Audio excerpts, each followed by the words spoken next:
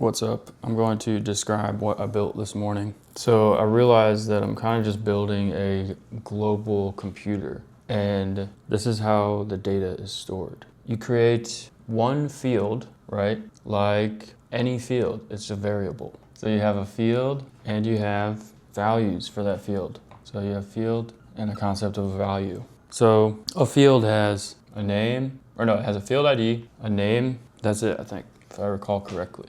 Value has, I think it has an ID. It has a date, time, ISO,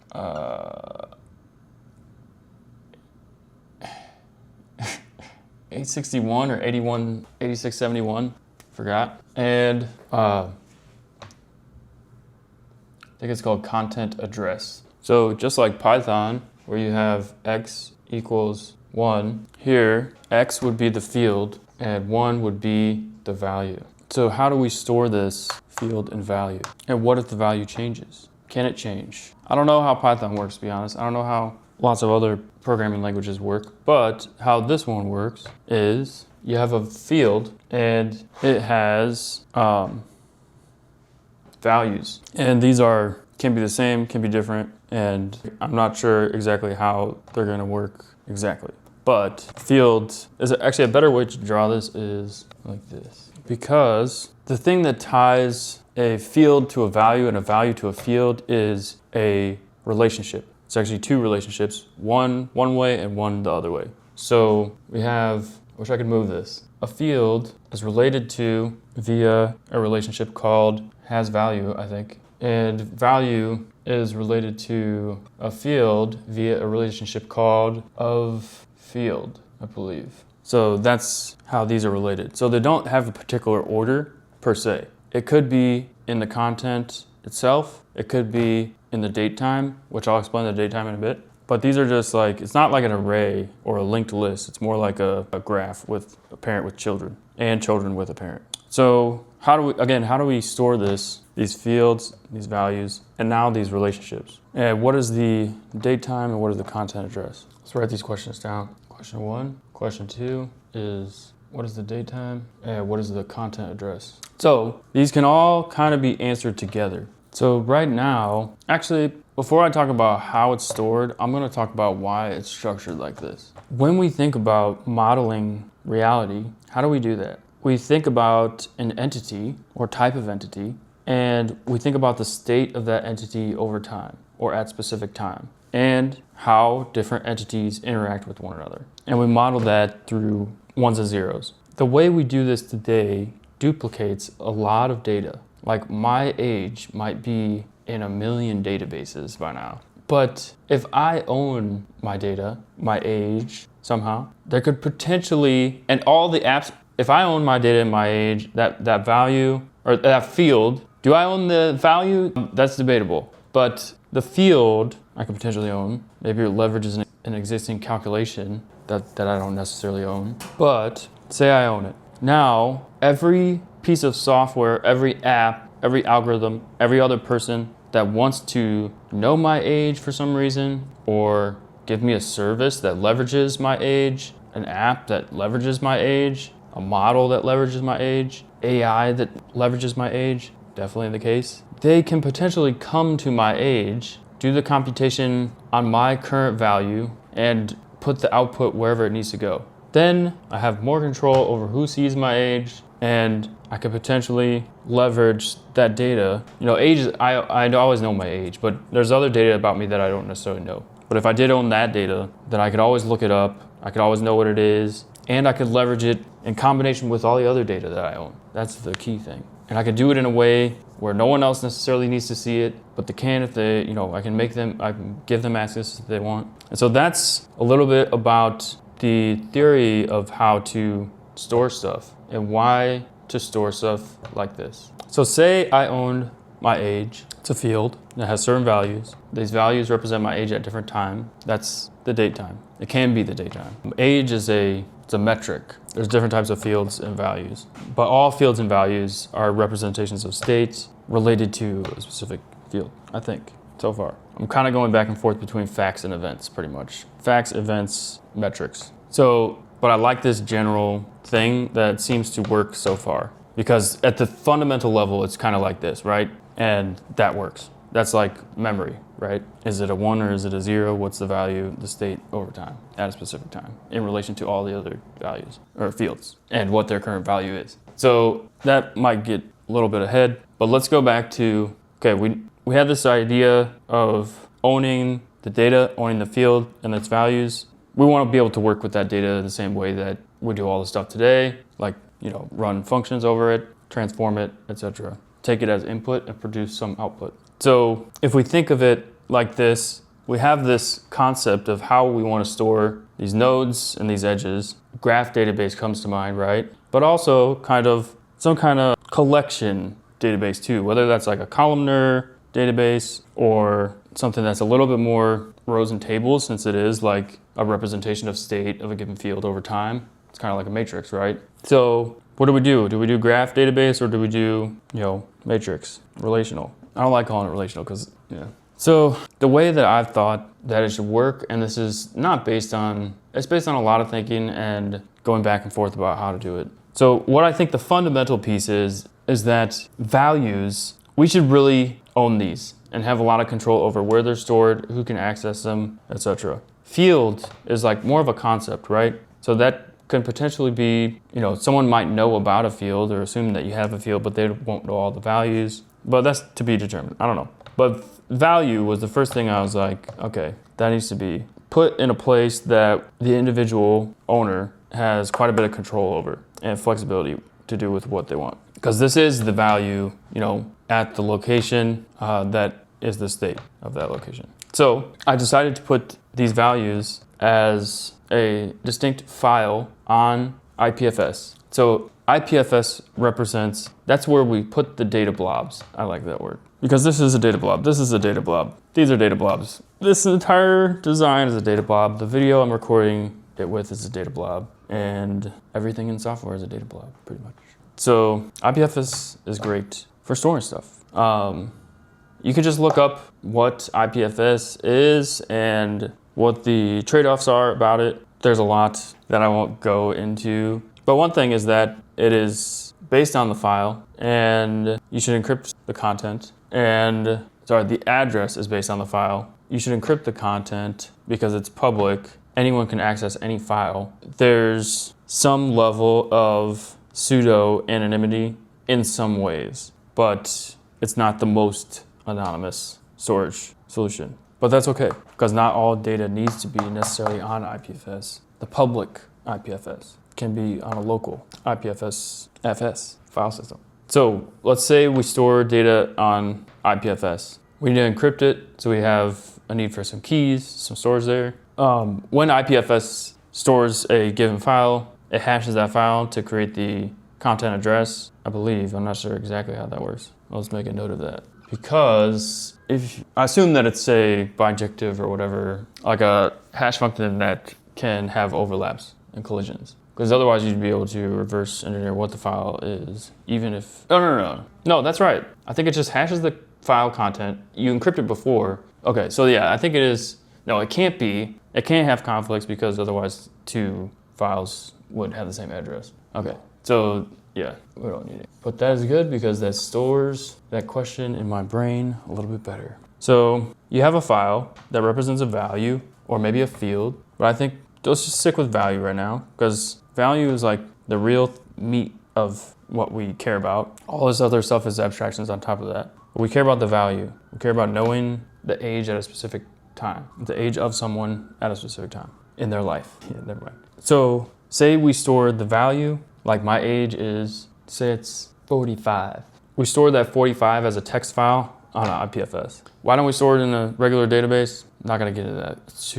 I don't want to have to explain that here because that would go into too much shit. Kind of like what is IPFS and why do we choose IPFS? So we store it on IPFS. It's as a file. It's a text file, most likely. It doesn't have to be, but any kind of data blob. And then we pin it, which makes it available on the IPFS network. If we don't want to make it available on the IPFS network, then we don't pin it. We just keep it local. But how do we organize these values? Well, first, before we make any values, we have to create the concept of a field. And so how I've basically laid out this architecture is, I'm just gonna explain it in the following way.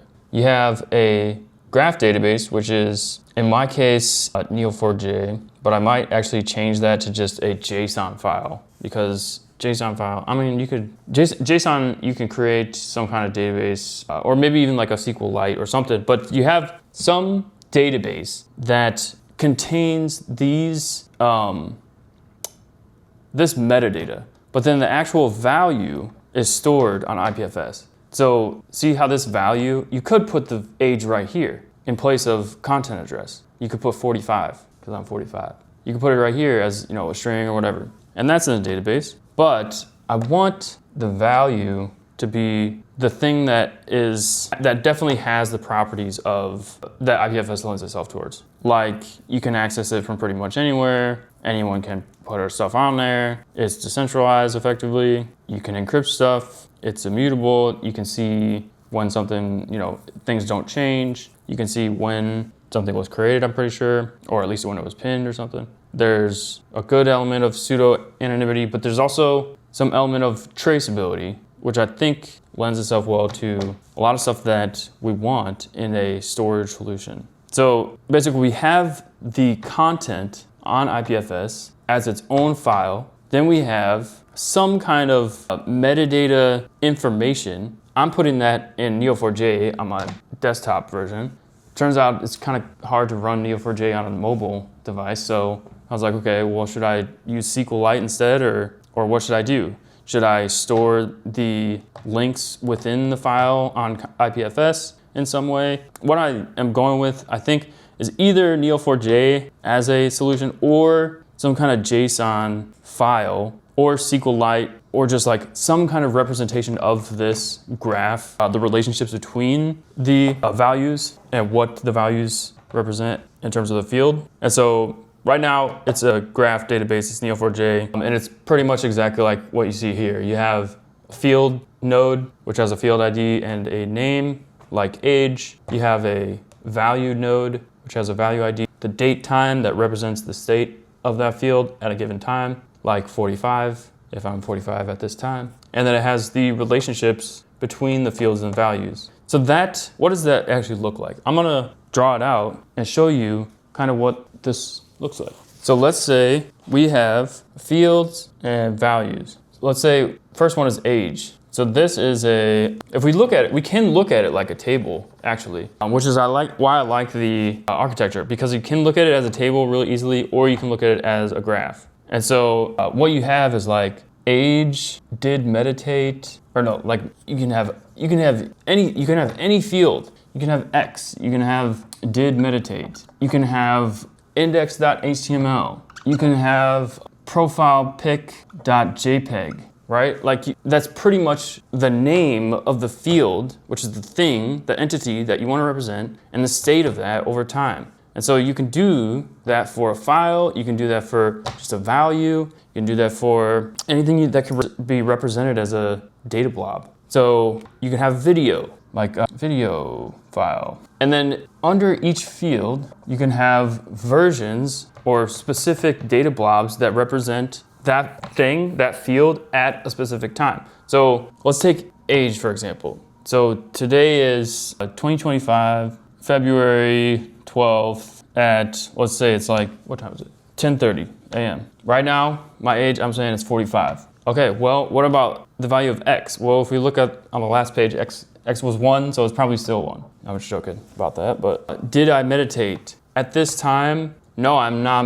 I don't know. Did meditate? This should be a different field to represent this. You can put whatever you want there. And it's up to how you want to interpret what these values are, what this field represents, in order to determine what you're going to put here. So you can put, like this morning when I started meditating, I made a field called meditation start, and then I just logged a value of 1. And so I knew, and this was at it was on 2025. 02/12 at like 7 a.m. So at this, there probably would be no value for that meditation start, but it's null here. There's actually no, there's no value, so there's no null. It's there's just no file in that, and there's no value node in the graph representation. So, but there is a data point for meditation start with the value of 1 at 7 a.m. What does index.html look like? Well, you might, be typing up your index.html, you hit save,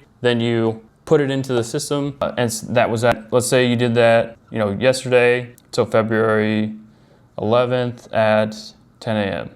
Well, it's gonna look like what your HTML file looks like, right? HTML, closing HTML. So this is this data blob. This is this data blob. This is this data blob. This is this data blob. And each of these data blobs represent the value of this field at this time. They can be facts, if you're familiar with facts and events. They can be events. They can be metrics. They can be just manual input. Like you could put, like another one I'm definitely gonna do is a journal entry, brain dump field. So every time I, write up a brain dump, puts it in my brain dump field whenever I, publish it. And so we see how we have time on this axis, and then we have a bunch of different fields on this axis. Looks like a table, pretty much is a table. But we know that actually all these different data blobs are just files in IPFS that are encrypted, and no one actually knows like what's in there. You could probably trace some shit all crazy all over, and that's definitely gonna happen if you make a system like this.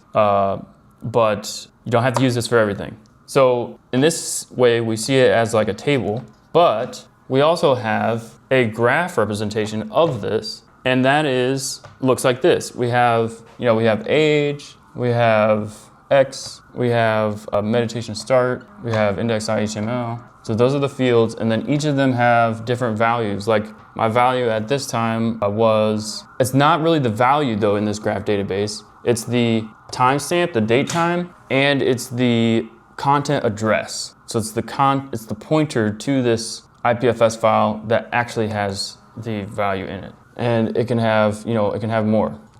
X had one, and so its content address would point to this file, .txt. This would probably be HTML. But yeah, this has a date time, which does have the actual date time in there, but it does not have the value, it has the content address. Same thing for this one, and same thing for this one. But if I had a different version of this HTML file down here, then I have another value that's related to this field up here in the graph representation. And so this works, right? You can look at your graph, you can say, okay, I wanna get my age, my most recent age, like whatever my age is right now. You can go to the age field, get the age that was last calculated or whatever, or calculate age based on the last age at this time, store a new data point. But you can see how you can interact with this graph database and then just pull the actual values from IPFS. The other thing that this lends itself well to is, hey, now all you have is a field, which are like their own table pretty much. And so since you have this field, this field, this field, if we did have them in a table, it would be, first of all, making different fields accessible to different entities and like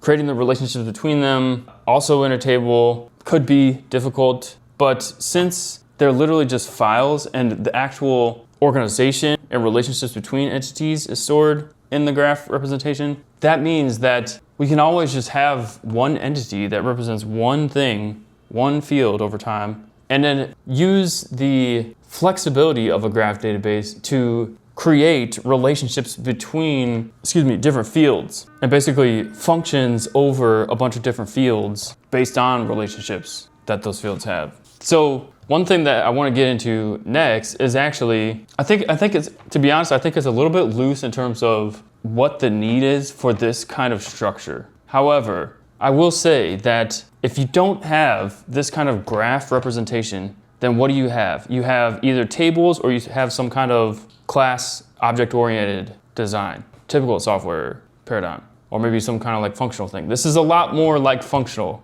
because one thing that the relationships are going to really, really power is, and one thing that's really going to rely on being able to make a bunch of different relationships between entities is that the value is not going to be manual input, it's going to be calculated. The value of age isn't a function of what I put in there, it should be a function of what time it is now and when I was born. So those are two different fields that are inputs to what the value of this age should be. which is, current time and, date born or whatever, like time born, or, the first calculation of your age right there.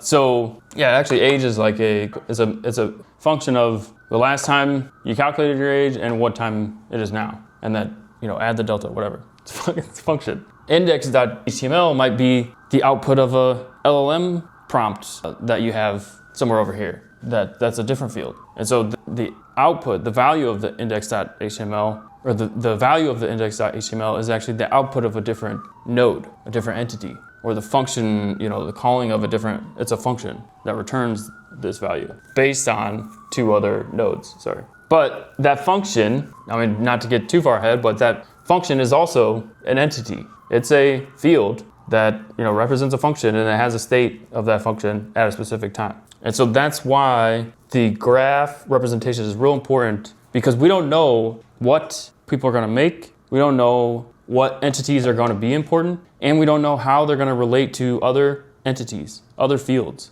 And so if we leave it open to, hey, you can represent it in any way you want, it's just input output, and this is almost like an entity is like almost an atomic level, but you could break it up, instead of a 1 or a 0. You leave yourself open to do pretty much any kind of computation.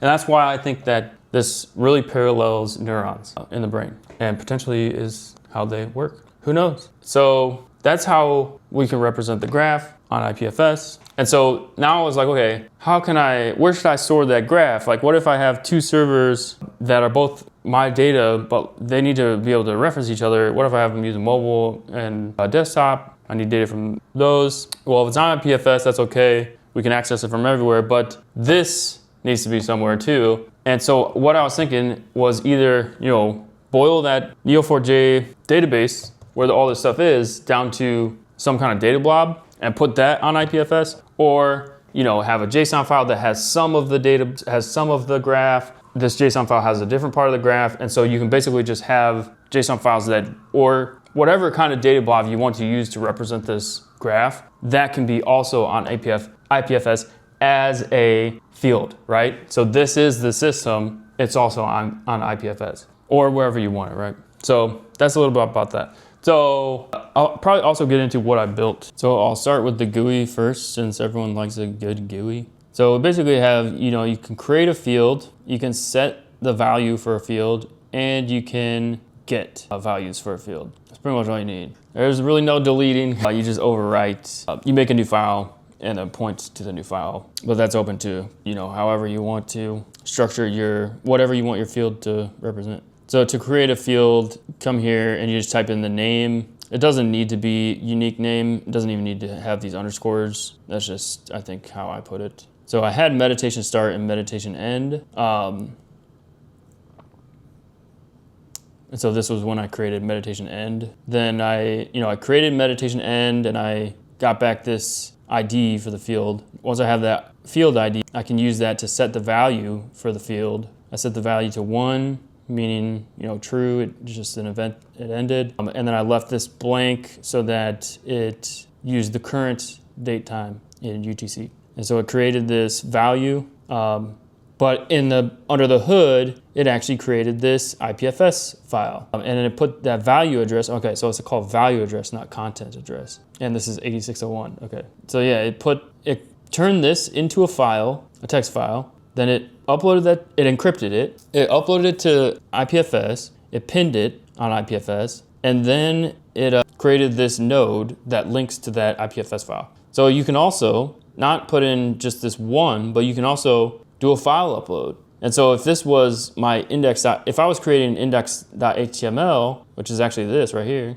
I would create the index.html field, just call it whatever, and then I go to my index.html file and literally set this as the file on IPFS. I can put in the date time that I want to represent of that index at a certain time, which I probably wouldn't. I would just put the timestamp of the current time for this one and set value, right? And so then the value gets set, and then you can get the values here. So this gets the data from the graph database so that you can access the value on IPS IPFS. So here we created the field meditation end. We set the value when we ended the meditation, which created this value for that field. And then we retrieved that from the graph database here to get the field and its values, which there's just one right now. So I created this. There's also before we get into the next thing, you can also look at Neo4j through this thing, which is the Neo4j desktop. And you can see, I made some test stuff like body weight. This is actually a visualization of the graph database, like a graph. See how I was saying that, this is like a parent and then it has the children nodes. This is the field and these are the values. I don't know why they're the same color, and then they have these relationships, has value, and then this value is a value of this field. These ones don't have any, actually they should have some, I don't know, okay. But yeah, so meditation has one value. But yeah, meditation end has one value. This was meditation start, this is meditation end, or whatever, backwards. So yeah, so that's what it looks like in the graph database. And then you can obviously visualize the graph database as a table. And so this is what it looks like as a table. So you have these different data points pretty much of body weight. It has the field ID, it has the value ID for this data point, this value. It has the value address, which is how to get what the actual value is for this data point from IPFS. Another thing about IPFS is that this allows you to literally encrypt each value with a different key. So every single version, every single state of a given field, of a given entity, can be encrypted with a singular key if you want. And then where to store those keys is another question, obviously, but there's a lot of different ways to do it. And I think it depends on, what the entity is that you're going to model and what is the, what's the security level that you need. But being on IPFS, it's almost like, you definitely want to encrypt stuff and be careful about what you do put on IPFS and the frequency of it, where you put it on, all that kind of stuff, because it's like, it is immutable.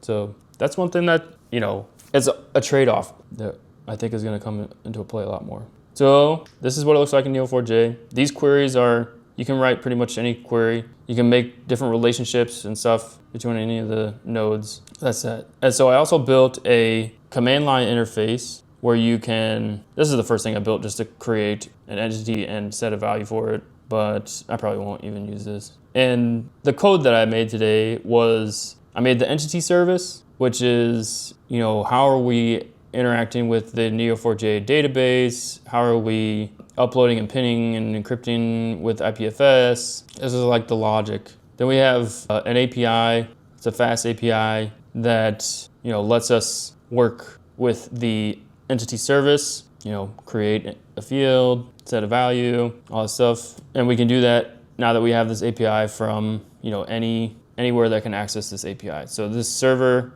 is running. It's a unicorn server, I think, UVcorn, and it's using the fast API. I also have that index.html, which is what we saw earlier, which is the GUI. And this just calls the server, the API that we built. All right, that's it.